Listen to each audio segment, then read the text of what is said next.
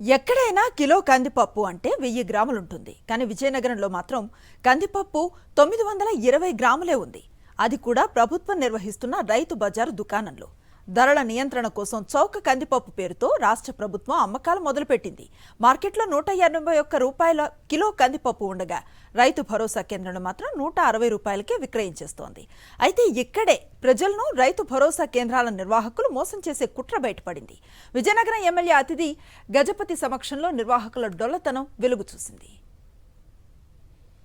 విజయనగరం రైతు బజార్లో ఎమ్మెల్యే అతిథి గజపతి చౌక కందిపప్పు అమ్మకం ప్రారంభోత్సవ కార్యక్రమంలో పాల్గొన్నారు. తొలుత కిలో కందిపప్పు ఒక వినియోగదారుడికి అందించే క్రమంలో ఒక ప్యాకెట్ తూకం వేయగా అది 920 గ్రాములే ఉంది.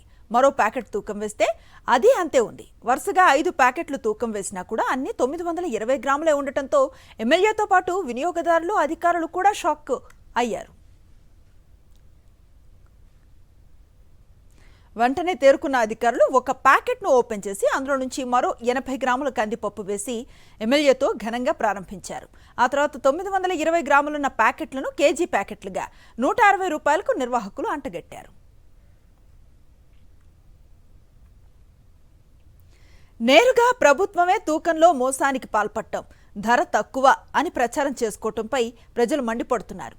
కిలో పేరు మీద 80 గ్రాములు తగ్గించి విక్రయించడంపై అసహనాన్ని వ్యక్తం చేస్తున్నారు. బయట మార్కెట్లలో వ్యాపారులు దగా చేసి దోచుకుంటుంటే వారి బాటలోనే ప్రభుత్వం నడుస్తోందంటూ సెటైర్లు వేస్తున్నారు. ధరల నియంత్రణ, తూనికలు, కొలతల్లో అక్రమాలను అదుపు చేయాల్సిన ప్రభుత్వమే తన అవుట్లెట్లలో వినియోగదారులను మోసం చేస్తే ఎలా అంటూ ప్రశ్నిస్తున్నారు.